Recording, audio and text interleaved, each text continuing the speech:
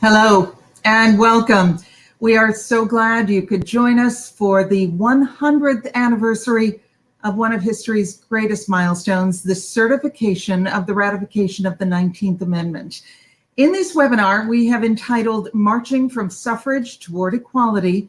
We plan to explore how a 72-year battle to acknowledge a woman's right to vote was just the beginning of women's rights movements in America. I'm honored to be here as moderator. I've been a volunteer with this organization for several years, and I can't think of a more worthy undertaking. I'm a network news anchor and correspondent, formerly with the AP and NPR, and most recently with Westwood One News. We are delighted to have with us 4 incredible women, including the first woman to break the corporate glass ceiling to lead a Fortune 50 company, Carly Fiorina. Ms. Fiorina was a trailblazing CEO of Hewlett-Packard during the tech revolution. In 2016, she became one of a very few women in history to gain recognition on the national stage as a contender for a major party's presidential nomination. And today she is an acclaimed author and founder of Carly Fiorina Enterprises, where she advocates for effective leadership. Elizabeth Griffith. Hi, Carly. Hi. Elizabeth Griffith is an historian and educator who is a revered expert on women's history, politics, leadership, and education. Her biography of Elizabeth Cady Stanton, in her own right, was named one of the best books of the century by the editors of the New York Times Book Review, and it inspired Ken Burns' PBS documentary, Not for Ourselves Alone. She is currently writing a social and political history of American women between 1920 and 2020. Hi, Betsy.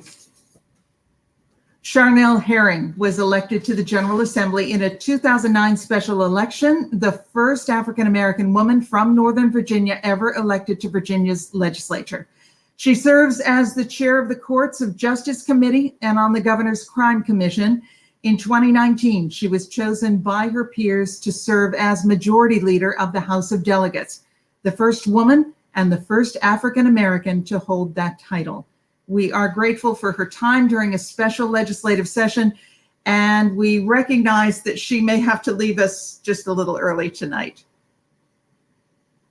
Madam Leader, we are having difficulty reaching her technologically, but we hope that will clear up shortly. Victoria Lipnick serves as a commissioner of the U.S. Equal Employment Opportunity Commission, confirmed in 2010 and in 2015 by the U.S. Senate for 2 consecutive 5-year terms. During her time at the EEOC, her signature issues have included those which especially impact women in their working lives: equal pay, age discrimination, and harassment in the workplace.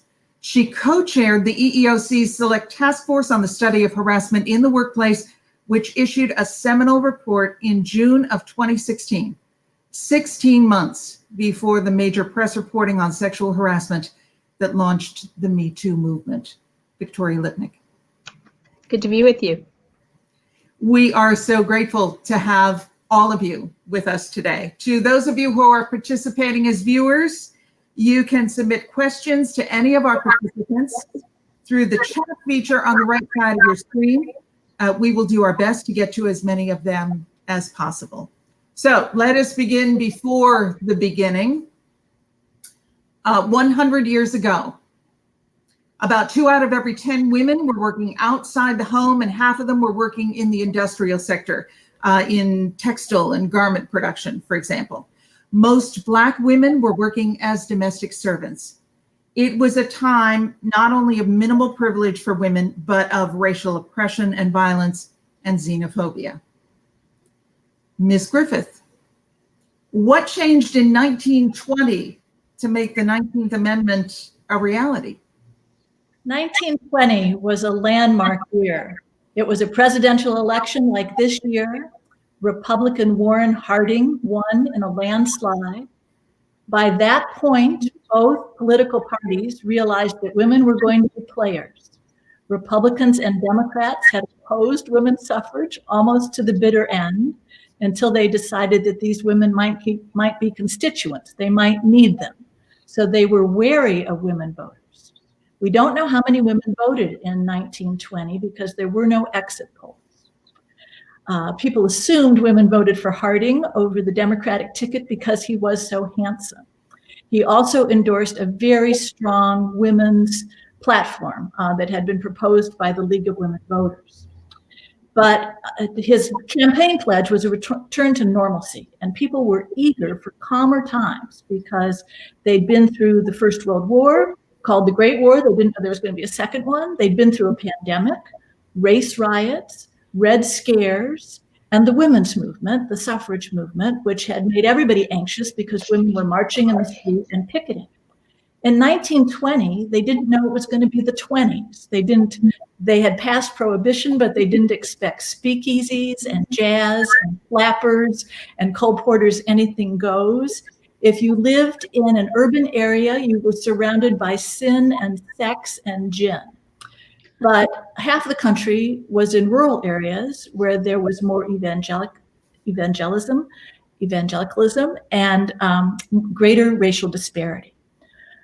The racial issues were intense. There was widespread racial violence, the Tulsa Massacre. The Klan had grown exponentially. There was a lot of lynching. But another factor that would be important in the women's movement was the Black migration. Began in about 1915. Isabel Wilkerson has talked about this. Blacks moved out of the South into northern and western cities, where they still found segregation, but they could found newspapers and have political organizations and jobs and housing that were better than what they had left behind. So that's a background for the passage of the 19th Amendment. So the 19th Amendment, the wording is, you can't discriminate on account of sex in voting, that sex is not an issue to bar women from voting. In the United States, no language about territories. So women living in territories did not vote, Puerto Rico not till 1935. No language about women living on Indian reservations. Native American women did not vote until beginning in 1924, but really not until 1965, because states like Minnesota and Maine and New Mexico continued to discriminate. No voting for Asian immigrants until 1943 because we were allied with the Chinese in the war. And so from 1943 into the 50s, we began to allow Asian immigrants to vote. Legally, Black women could vote under the 19th Amendment, but how you voted was set by state laws. So women living in northern cities, Black women living in northern cities, very likely voted.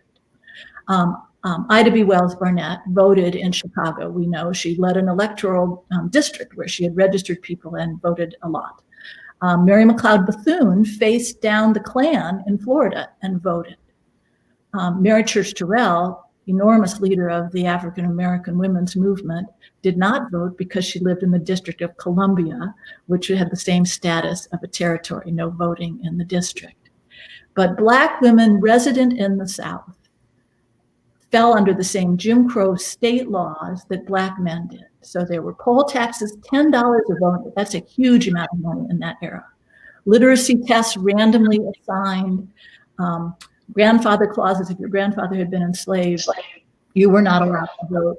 And the most discriminatory of all was among many, was a white primary law. If you couldn't vote in a primary in a Southern one-party state, then you were really disenfranchised entirely, and that didn't change until 1944.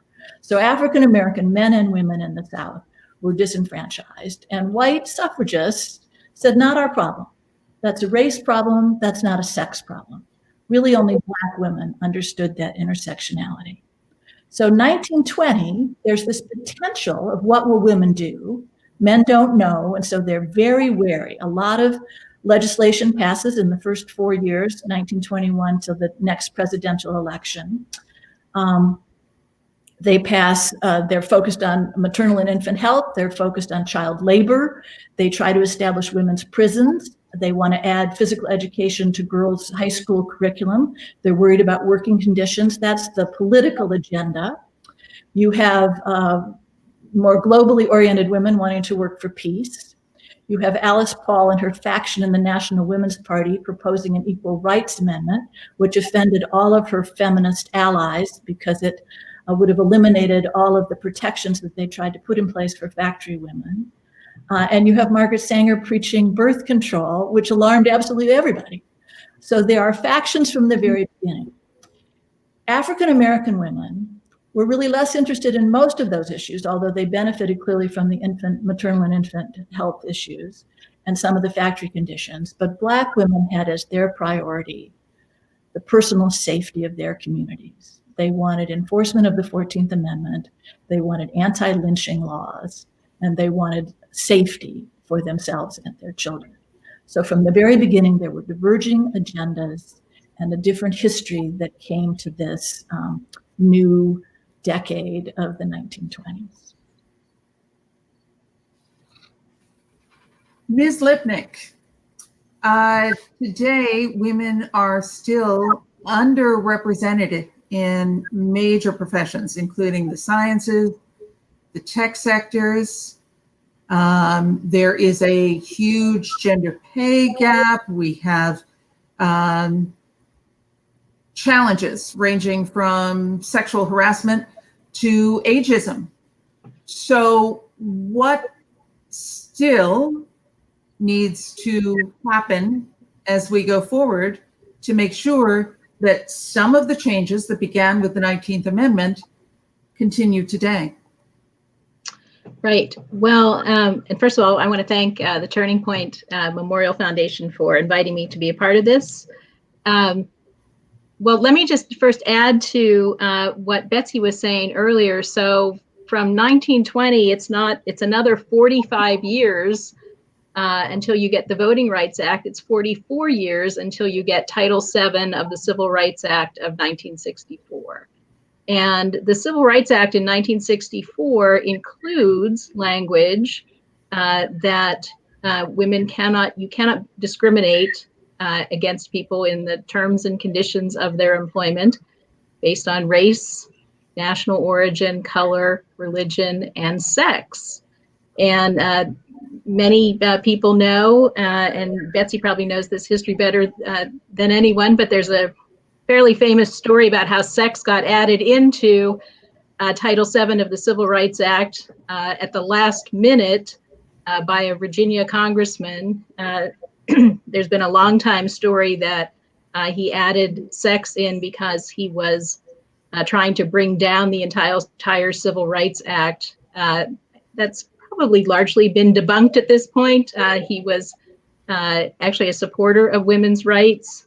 Nevertheless, it was at the last minute that sex was added in, and I think it was about 14 members of the House of Representatives at that time were women.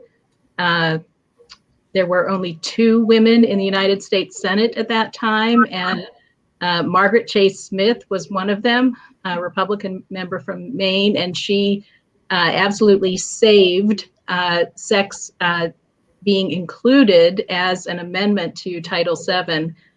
And the fact that it was really so that, 44-year period between when the 19th Amendment passes and then when the Civil Rights Act passes, but adding sex in really transforms women's experiences in the workplace and just opens up incredible opportunity for women in the workplace. When the EEOC first opened its doors in 1965, and remember, much of the Civil Rights Act, the major impetus was about race. But when the EEOC opened its doors in 1965, the agency was overwhelmed when 1/3 of the complaints of discrimination that got filed with the agency were from women based on sex. And a number of the really seminal cases that first start being handled by the commission have to do with women flight attendants and all kinds of rules that had their work conditions very difficult for them to keep their jobs. So if they gained weight, they would get fired. If they were pregnant, they got fired. But until we get to 1964 and 65, you don't really start to have all these opportunities in the workplace for women. So here we are now, 55 years later from the EEOC opening its doors. And I can tell you that sex discrimination in the workplace and sexual harassment in the workplace and lack of equal pay occupies a lot of time of the EEOC. And of course, as a government agency, we're only one slice of what's going on in so many workplaces around the country. So there's still a lot of work to be done as both the case law develops and as there's so much attention on opportunities for women in the workplace. And as Betsy said, particularly in terms of a lot of what we see, the intersection of race and sex. You just a few years ago had a major case in front of the Supreme Court that had to do with pregnancy discrimination and whether or not pregnant women could get accommodations in the workplace if they needed light duty, for example, while they were pregnant, in the same manner that someone who is injured on the job. So, so many issues continue to so many things you would think, gee, wasn't that resolved a long time ago? In fact, there are many aspects of related to women and working where there's still a lot to do in terms of both opportunity and conditions in the workplace for women. Between 1920 and the 1963 Equal Pay Act, the 1964 Title VII, and the 1965 Voting Rights Act, those were the only times that the word sex had been used in a national piece of legislation or a constitutional amendment. So we weren't being paid a lot of attention to. Right. Ms. Fiorina, I referred to you as a trailblazer. You are, in fact, a trailblazer for women. What made the difference for you? Why were you able to, or were able to build on your capabilities and your skills and break through that corporate glass ceiling? Well, first, thank you so much for having me, and it's a delight to be with my other distinguished panelists. And I want to say, in response to your question, that first, we know, as the two previous speakers have indicated, that there is still a great deal of systemic work to be done. I mean, it started obviously with gaining the right to vote, and then gaining basic legal protections, and then gaining the right not to be discriminated against. And there is still so much of that systemic legal work to be done, whether it has to do with childcare or wages or lack of discrimination. I think one of the things that we know about women in the boardroom, for example, or women in top corporate jobs is so often a crisis creates the opportunity for people to think differently. I was the first woman to lead a Fortune 50 company. There are a few more now than there were then, but even today in 2020, there are more men named James in the Fortune 500 than there are women CEOs. I was asked to lead Hewlett-Packard in a time of crisis and transformation for that company. And that is so often the case. I think we know that crisis creates also opportunity for people to take a risk that they might not have been willing to take before. And I use that term risk because in addition to all the systemic issues we have been talking about, many of which still exist, there is also this human dynamic at play that we need to remember. And here's what that human dynamic is. People are most comfortable with people like themselves. People are most comfortable with people like themselves. It is human nature. And so what that means is that people tend to surround themselves with people just like them. What that means is that who's ever at the table tends to stay at the table and tends to bring more people like them to the table. And when you look at what goes on in a corporate boardroom or in the C-suite, what you'll hear people say a lot is, well, I don't know them, or I'm uncomfortable with them, What a crisis does is create an opportunity where suddenly somebody says, you know what, maybe I need to take a risk on someone different. See, that's the thing. When we're most comfortable with people like ourselves, someone different, a woman, for example, or a person of color, or God forbid, a woman of color, that different person seems riskier than someone who's just like me, a guy I know, a guy who can finish my sentences. And so I think often crisis creates real opportunity for people to think differently.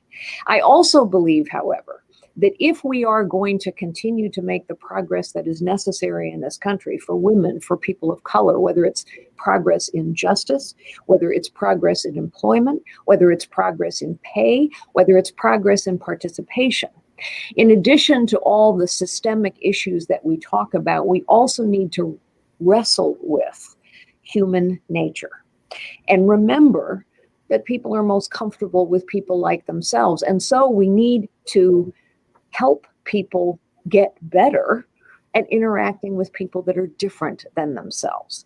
And this is why when I've developed leaders all my life, I've built diverse teams. It's why when we develop leaders today, I always start with humility and empathy.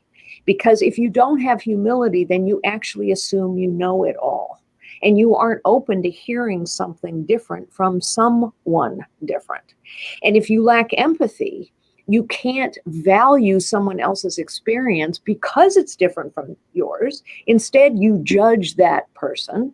And perhaps, too often, human beings judge someone's different experience harshly because they cannot understand it. So we got to deal with human nature. And there are systemic things we can do in the C-suite, in the boardroom. We can do gender-blind resumes. We can do gender-blind hiring. We can talk through in candid, open ways. Why does this person feel riskier to you? Because here's the truth.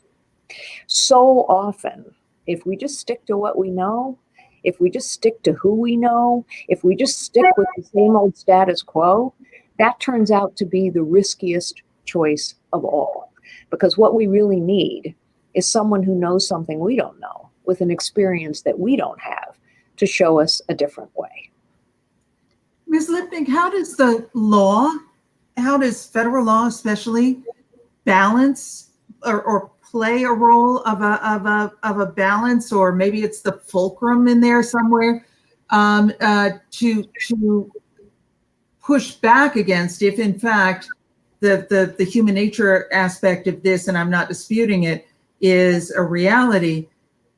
What role does the law play in helping to level the field? Well, it plays a pretty significant role. I'm really, as Carly was talking there, I was really struck by the idea of human nature, because I can tell you, certainly in the cases that I see at the EOC, so you have sort of what are known as two types of discrimination. One is called disparate treatment. Someone treats me differently because I'm a woman, and then disparate impact, which has more to do with, on a broader scale, policies. But so much about the treatment cases, whether it's based on sex or race or religion, so much of it is about human nature and how people individually will treat someone else in their workplace. So in terms of work, the federal law, I mean, there are any number of protections in addition to the Civil Rights Act of 1964 that prohibits discrimination. Just a few months ago in June, there was sort of more movement from the United States Supreme Court in terms of discrimination that included in a landmark decision by the Supreme Court that the language that you cannot be discriminated against because of sex actually covers sexual orientation and gender identity. So, the law sets the standard, and certainly federal law, it's also always expanding. So, it wasn't until the early 1990s we had the Family and Medical Leave Act, which for the first time recognizes that not just women, but any caregiver, that this is a major aspect of their working lives, and they should not have to lose their job when they have a child or have caregiving needs. So the Equal Pay Act, which is a year before the Civil Rights Act of 1964, in 1963, sets the standard for equal pay for equal work. So, the law sets the standard, but how it then plays out in everyday workplaces, and not just workplaces, but that's my area in particular, depends so much on exactly what Carly was saying about so much, how do people interact with each other, engage with each other, understand each other, and work with each other in a productive manner in their workplaces every day. I'd like to pick up on two themes, if I may. One is, I'm sure Carly knows from her experience that there's research now that shows that the more diverse governing groups are, the more productive and successful they are. And I think there are only 26 corporations that have half women and half men. It's still a very small number. And among the CEOs, as you were, is it not that there are 27 now, 3 women of color, no blacks, of women at that leadership level? But I don't want to say human nature, because human nature makes it sound like it's not changeable. I prefer to say sex role socialization, how we learn what appropriate behavior is for us by sex.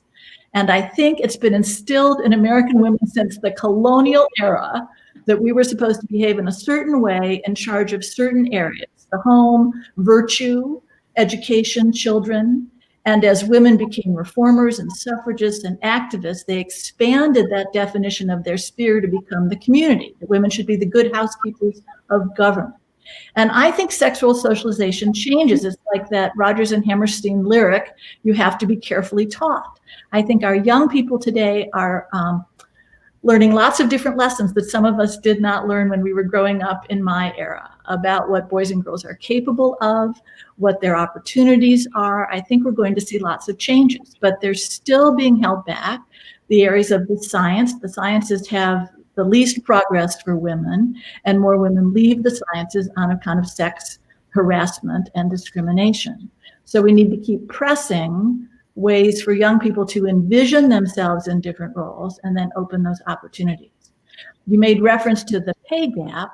There's so much data about that now been collected, but even if you take into account the number of hours women work in a year, the amount of time they take off for childcare, what they majored in, what their occupations are, women are still tending to major in what are called soft fields, service fields, nursing, education, healthcare. Men major in engineering and construction and business.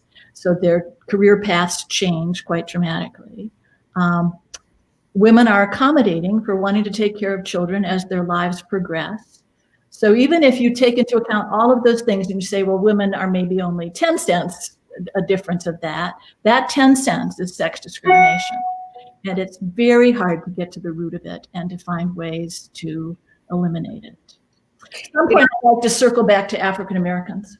Yeah. I actually think we're all agreeing when I use the term human nature. I don't at all think it's not changeable. In fact, history says change does happen. Actually, huge changes happen. It is to say, and I think honestly we all agree, corporate America today spends $8 billion a year on diversity and inclusion training. And it's pretty clear that training isn't working because, as you point out, corporate America remains still not a terribly diverse place with a lot of systemic discrimination and systemic inequality, as our society remains that way. And yet, we do know that people can change. My only point in bringing up human nature is to say that in the end, I loved how Victoria put this, in the end, law sets the standard. Systemic changes set the standard and the expectations. Then we have to actually put in place the processes, the training, the development of human beings so that we can live up to those standards. And yes, just to punctuate a point, the data is unmistakable. The more diverse a team you have, which must include people of color, the more diverse team you have, the better the results of that team are. And there's a reason for that. And this also gets back to human nature. And that is that each of us do not learn unless we are challenged by someone different or something new. That's just a fact. We don't learn unless we're challenged. And so if you get a diverse team of people together who can actually work together with humility and empathy and respect for what's different about them, they achieve better results every time. And yet we know we remain in so many ways, as we've been saying, a racist society as well as a sexist society. Vicki, I want to pursue something with you that you raised. I think that there are institutional issues that women confront, and not having adequate, affordable, universal childcare, not having paid family leave, are things that keep women from advancing in the workforce, from being able to balance their lives. I'm hoping that the pandemic has taught a lot of men about what women do at home and might lead to, it's either going to destroy the gains that women have made, or it will help lead to some new equality on the home front. But we can't expect women to be competing equally when they are not supported with structures that allow them to do that. Right. And actually, and I would add to that, and I say this as someone who at one point in my life, prior to being at the EOC, was Assistant Secretary of Labor. So one of the laws I was in charge of was the Family and Medical Leave Act. And what was so clear to me in administering that law, and this is in the 2000s, is not just that people needed the time to be able to tend to their caregiving, but they needed health insurance and their health care. And they were so wanted to and needed to hang on to their jobs because, of course, you know, whether it was for their child or elder care or their own personal circumstances, they needed health care. So those you know, those kinds of supports and whether income supports or insurance are critical for women, but not just women, right, to be able to not only have a successful career and work, but to be able to manage their personal lives as well in the ways that they want to. You know, I one thing I would say is, you know, there's always, just like back to where we started, right? Just like women getting the right to vote, something has to start it, right? So until you had, right, the first step, which was the Family and Medical Leave Act in 1990, or 1991, that you know, finally provides this workplace protection. Well, that's all unpaid leave. But you have to have this first step before workplaces and cultures can adapt, and then you can you know, see how all of that works and then move on to the next step. And it certainly does seem to me that we are at a real, not just because of the coronavirus situation, but you know, the racial reckoning, and we are at a really critical point where there's lots of discussion and opportunity, and there's tremendous generational change right now. That, you know, people have different expectations about what they want about their working lives and their family lives, and both women and men. There's probably more convergence today, I think, between the expectations of women and men about what they want than probably any other time prior, certainly all the way back to 1920. So you know, there's opportunity, but you know, there always have to be those first steps, those first laws, to get us there. And but I do think we're at this, critical inflection point right now. If only there were convergence in the number of hours that men spend in housework and the number of wages that men and women get. Okay, so here's a political question. Women, when they thought the vote was going to solve a lot of problems. They would be voting, people would be responsive, they would run for office, they would make progress and make change. So women did not initially vote in large numbers because there, again, sort of sex role socialization. It was so surprising that women would vote that they felt timid about doing it. There was a poll done in Chicago in 1923 asking women why they had not voted, and their husbands didn't approve, or they did not approve of voting at that time. Women voted in large numbers in 1928 because they thought Hoover was a safer bet than Al Smith, who represented Catholicism and drinking. They voted in large numbers for Ike. They voted in large numbers against Goldwater for Lyndon Johnson in 1964. And then beginning in 1980 is when you begin to see the gender gap. And the gender gap plays two ways. It's a gender gap between male and female support for one candidate or another. And it's also a gender gap between the parties. Which parties do women support in larger numbers than others? One of the reasons African-American women are playing such a significant role in our politics at the moment is because they have been such loyal supporters of the Democratic Party for several generations now. But women have not made progress in electoral politics. I think the highest we are is maybe 32% at the state legislative level, 31% of lieutenant governors. We're less than a quarter of the Congress. And the higher in authority that women get, as women run, if you've been to state legislature, I wish Charnel were here, and ran for governor, their support falls off. Women may have been terrific senators, they run for president, their support falls off, because the image, as Carly described for us, of leadership is white, male, and straight. And the farther you fall off of that, people of color, women, homosexual, gay, LGBTQ, the higher the challenges are. Will there be a generational change in that? And yes, and you see it in the people who are running younger. Younger people are getting elected a more diverse crowd. But we certainly haven't broken into large numbers in the Senate or the state houses or the presidential races. Until the present nominees. Carly? Well, I'll tell you a couple of funny stories.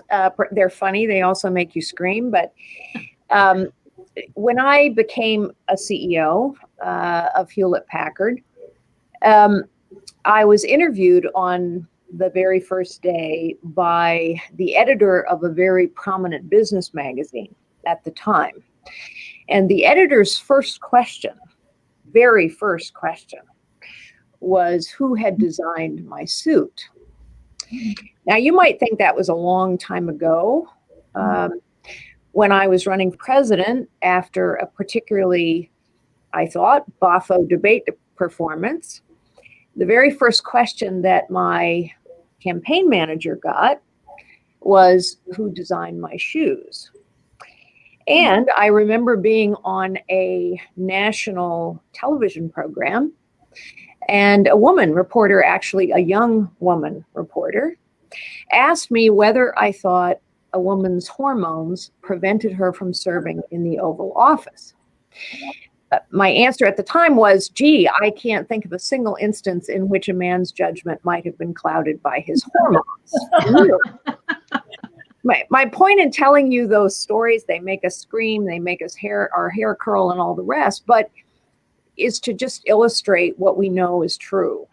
That when you're different, it's different. When you're different, the expectations are different. The scrutiny is different. The criticism is different. And so if you're different in any way, you're LGBTQ, you're a person of color, you're a woman, if you're different in any way, if you're a person with whom we don't have a lot of practice seeing you in that particular role, then everything's different for you in terms of scrutiny, expectations, criticism, questions. I don't know how to legislate against that. But what I do know is the only way to get through that is to have more practice at it, which means that more people who are not on that white male straight spectrum have to stand up and lead, have to run, have to try, have to go for the corner office. The more practice we get, particularly as the standards we set get more and more equitable, the more practice we get, the better we're going to do. But there's no denying the fact that it's still different when you're different. And it's also different even with young people. So we have a question, which is, why is the U.S., and I'm going to phrase this in a different way, is the U.S. different from other countries in that way? Is the U.S., or the barriers in the U.S. more rigid? Well, two statistics. In terms of women in office, the United States is 78th, someplace, down near Kazakhstan, in levels of representation. But the countries that are above us are frequently parliamentary systems, or they're systems that have mandated the number of women representatives. 1/3 or 1/2 in many Middle Eastern countries have legislatures that are, quote, more representative. In terms of women in leadership roles, there are only 10 or 12. So Nancy Pelosi, as a leader of a legislature, is in a rare group because the system is different. I think discrimination is everywhere. I don't think any particular culture does it better than we do, because all of these attitudes have been so deeply rooted in religion and culture, tradition for generations, in law. It's taken a long time to come over all of those things. When there were 6 women, just one more footnote, when there were 6 women running in the primary, in the Democratic primary, some journalist wrote she was so optimistic she thought people would actually be talking about policy and not pantsuits. But we still get the fashion commentary. I'm very pleased that this group that called themselves We Have Your Back have declared that they're going to call out sexist and racist commentary on any woman candidate in either party during this season, because they've learned in several of the past campaigns how Carly was treated, how other candidates have been treated, that somebody needs to call the press as well as the opponents on the language that they are using. And again, I am so sorry that Charnel Herring is not able to be with us because of whatever the internet struggles were. But I'm wondering what role the freedom that we have, the voting freedoms that we have, play in possibly reinforcing some of those barriers. Because many of the countries that might rank higher than us and who have certain mandates for what the proportions are in legislative functions and whatever, might not have as open a system of ballots and of voting for the adult population. Is that a factor? I think this brings us back to where we began.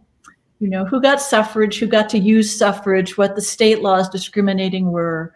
I think I love the parallelism that it's the 100th anniversary of the 19th Amendment and the 55th anniversary of the Voting Rights Act, because I think makes much more sense to pair them together, because that's how we got inclusive voting.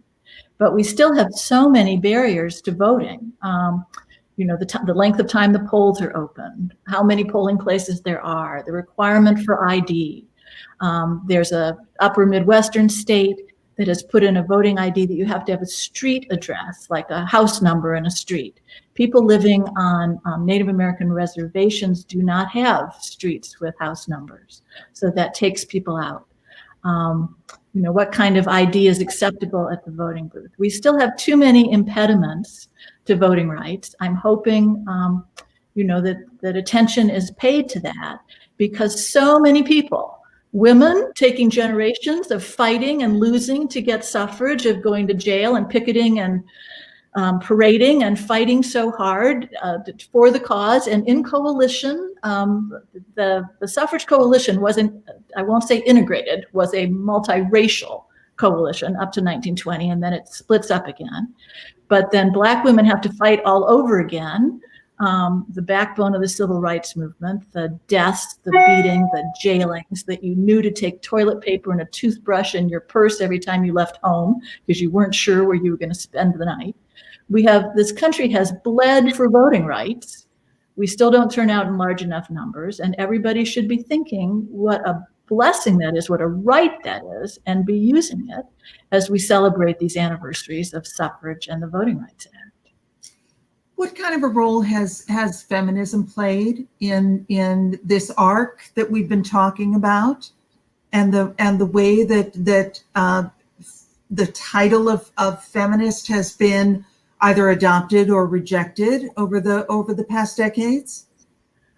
I think that's really an important question, because I think the term should not be political, but I think in some ways it has become political. So I define a feminist as a woman who determines her own life, if she has the opportunity to do so, and lives the life she chooses. I think over time, when I say the word feminist got politicized, what I mean by that is somehow we got to this place, in this country at least, where we think women all think alike. And I actually think that diminishes the power of women. So I have been called, I was called as a presidential candidate, I was called offensive to women, because I happen to believe that life begins at conception and that there should be some limits on abortion. And many Democrat women's groups do not believe that. But on the other hand, we did not fight for the right to vote so that we would all march in lockstep and agree on every issue. We don't expect men to all agree. We don't expect people of color to all agree. Why would we expect women to all agree? And so I think feminism shouldn't be a political point. It shouldn't be a political term. It should mean that if you are a woman, you have the same opportunity as any man to live the life you choose. Although we recognize that not every person, man or woman, has the opportunity to live the life they choose. It shouldn't be, you're not really a feminist unless you believe this litany of political beliefs. So I also applaud this We've Got Your Back movement that says, you know what, we're going to stand up for any woman. We may not agree with her on everything, but what we applaud always is her right to determine for herself her point of view and how she's going to live her life and how she chooses to use her talents. My definition is broader than Carly's. It's the classic Webster's Dictionary definition that feminism is the belief that men and women have equal political, social, and economic rights. So exactly, that's the right definition. Male feminist to female feminist, but it has been so politicized over time. At the time in 1920, there were suffragists and social justice feminists, and they had different perspectives. The Equal Rights Amendment people were really wanting rights for white middle-class women more than for lower-class women. The social justice women were more involved in factory workers. But during the wave of the women's movement that took over the 1970s, lots of new adjectives were added to feminism, including, interestingly, choice feminism. Choice feminism is sort of this sense that you get to define your own independence and every woman ought to get to do that. But then choice feminism got linked to choice on reproductive rights, and so that split people off. You have Republican feminists, you have Black feminists. Black feminists would say that a white feminist wants her own better job, wants to be in the C-suite, wants an equal wage. A Black feminist would say she wants to end poverty and deal with racial violence and the equivalent of community building and issues of poverty and communities that are broader. That they would say that their feminism extends over a broader range than some other people. Sarah Palin said that she was a frontier feminism or a grizzly mom feminist. You have all kinds of feminists. And I wish people could take it down to a definition that we're just fighting for political, social, and economic rights. But because of all the tensions over reproductive rights, when that got added into the mix, it created this huge division, a partisan division, about which side you're going to fall on, and feminism suffered in the middle. So maybe we could just be women who were for women's rights and to make sure that we have equal opportunities and opportunities that allow women to achieve. And pro-choice feminists would say that a right to abortion and reproductive rights is an element in women's achieving. That's one of Justice Ginsburg's argument in these birth control cases. And Ms. Fiorina, you were saying something. I'm sorry. I think you got No, I was just agreeing with her last statement, which is I think that women, we diminish our own power when we get caught up in the wrong argument. I very much like the broadest definition of feminism. And when we sort of divide ourselves over political issues, of course, we're going to have different political points of view. That is our right as women, just as it is men's right. But I think when we can see the bigger picture, women actually have greater power. And politically speaking, one of the terms that just drives me crazy is when people will talk about women's issues, which I find such a diminishing phrase, because my goodness, we're more than half the nation. Every issue is a woman's issue. Literally every issue is a woman's issue, and women have an important contribution and point of view about every single issue. So what are women's issues? Exactly. We are the majority of the nation. We are coming perilously close to the end of our program. So I wanted to, it's very important. And I think all of this falls under the umbrella of recognizing our history, recognizing the challenges that lie ahead. I'd like for us to discuss the importance of the Turning Point Suffragist Memorial. And Ms. Griffith, if you could lead off, I think one of the really significant questions that we always hear is why Whyakkawan? Well, why Whyakkawan? Because it was one of the two prisons to which the suffragists, the picketing suffragists, the members of the National Women's Party were sent after January 1917, when they started picketing the White House.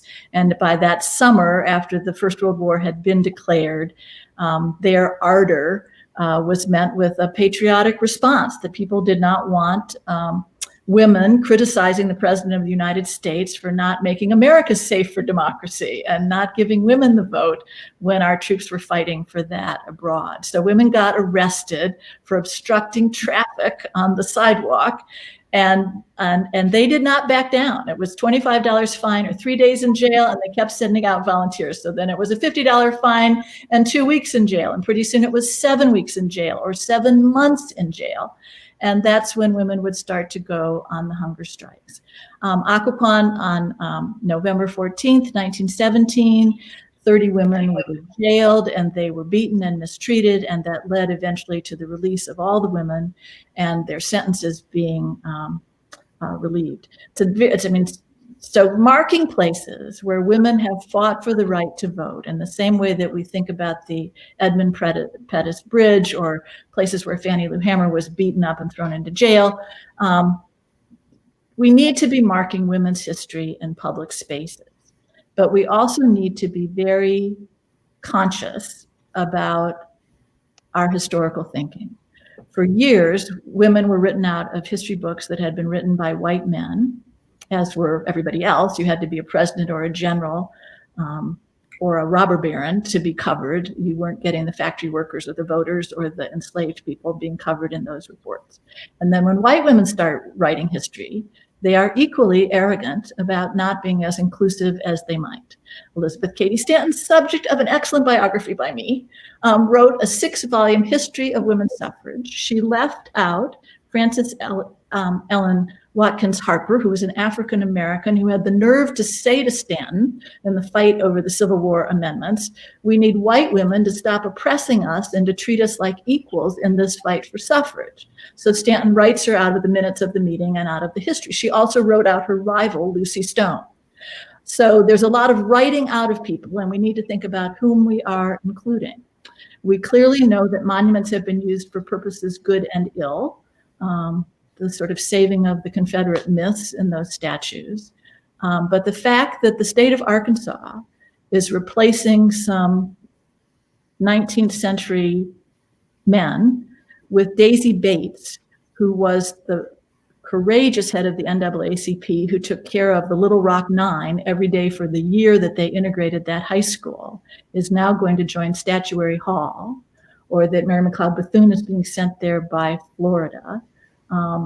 People need to see themselves in this history. And I think the emotional ties of the turning point at Whyakkawan and the heroism of those women, we attract people to that story, to the whole regional history of suffrage in Washington, is a way of storytelling, and storytelling done in a scholarly way, a factually accurate way, does what does one say, the mystic bonds of memory. We need to create those stories because they change the myths and change the sexual socialization so that people see themselves differently.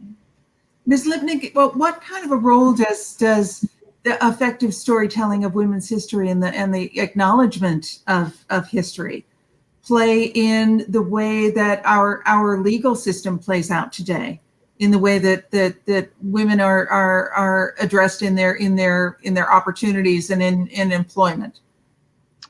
Well, first of all, let me say that I am a great lover of history, and history was one of my majors in college, and I'm someone who studies history, but I also really believe in my work in public policy and in the law that you really have to understand history to understand, well, why do we have this law, and how did this come about, and what was the intent of it, and where do we want to go from here? And but certainly, with the Turning Point Memorial, I think it's just incredibly important that, and this anniversary that we celebrate today, that it's not just this, well, we'll celebrate this again in another 50 years. And the more people understand how our laws came about, the Civil Rights Act, again, which I spend so much of my working life on, is such a prime example of really, anyone who practices civil rights laws has to know, where did this come from, and why is this certain provision in here, and how can I understand this? And that applies, in the civil rights context. It applies to so many of the other laws that I mentioned earlier, and certainly other things, where people want to go, or legislation that gets proposed to advance, as Carly said earlier, not just women's issues. I mean, these are issues for all of us, and all of us as citizens of the country. And it's just incredibly important to have that understanding. Ms. Fiorina, you have a few final thoughts? All you have to do is turn on the television on any random day and you will see ads for Ancestor.com or 23andMe. And we know from data that people are drawn to these sites because they want to understand their personal history. I, too, was a history major, history and philosophy, so we all love history. But the truth is, human nature, back to human nature, each of us actually want to know where we come from in order to understand who we are, which helps us figure out where we want to go. That is true of us as individuals, but it is also true of us as a community. It is true of us as a nation. And so it is important that we understand our history. It's important so that we know who we are and we know where we want to go. It's critically important for young people to understand that the rights and the freedoms that we take for granted and therefore do not always exercise, like the right to vote, were hard fought and hard won at the cost of life in many cases. And when people hear that history in a way that is, to the point, inclusive and accurate, but human and compelling, people know themselves better. people see themselves better. And I think all of us keep getting better as a result. And wouldn't it be wonderful if everyone who gets an opportunity to visit the Turning Point Suffragist Memorial comes away with that sense of history, that their story is a part of the story of history, and that we leave with a sense of greater empowerment. So I want to thank each one of you. Thank you so much for joining us. Thank you to our participants in the audience. Thank you to Madam Leader, to Charnel Herring, the Majority Leader of the Virginia House of Delegates, who tried very hard to join us, and technology was not her friend this evening. But one of the biggest supporters of the Turning Point Suffragist Memorial was the late Cokie Roberts, who worked for years to enlighten viewers of ABC News and listeners of NPR. Before her passing, she was awarded the Silent Sentinel Award to recognize her devotion to women's stories. She accepted the honor through this video, which shows her passion for our project. Once again, thank you all for joining us for this commemoration, and roll the video. It's always hard to wrap your mind around what happened to those women and to realize how brave they were. Most people in this country have no idea that women militating for the vote were imprisoned, tortured, and force-fed, all because they held up signs in front of the White House. Think of it. Women would march out of the National Woman's Party headquarters, head across Lafayette Square to bear witness to their cause, knowing that they were likely to be arrested and sent to the notorious Whyakkawan workhouse. You would think they were militating for something subversive, the overthrow of the government, violence in the streets, something harmful to the nation. Instead, all they wanted to overthrow was the political structure that gave them no voice and no vote, even as they paid taxes, ran businesses and farms, educated children, healed the sick, and volunteered for war work. The prison sentences grew longer and longer as the politicians in power became more embarrassed by the sight of proper ladies bearing signs with such radical questions as, "Mr. President, how long must women wait for liberty?" The women had checked before their picketing campaign began to see if their actions would be legal. "Yes," came the reply. So eventually, the authorities trumped up the charge of blocking traffic on the sidewalk. And for this, women were sent off for days, and then weeks, and then months. And when their status as political prisoners was not recognized, they went on hunger strikes. The food was so laced with vermin that it was probably just as well. Then they were subjected to the painful and humiliating ordeal of force feeding. Meanwhile, sister suffragists traveled the country, lobbying politicians, organizing rallies, engaging the press, all ceaselessly working until the Congress finally passed that very simple but powerful amendment.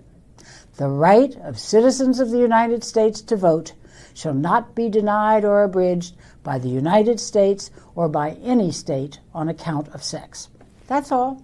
That's why women went to jail, to add those 28 words to the Constitution. The story of those women remains unknown by most Americans. Their heroic deeds remain unrecognized. The Turning Point Suffragist Memorial would change that.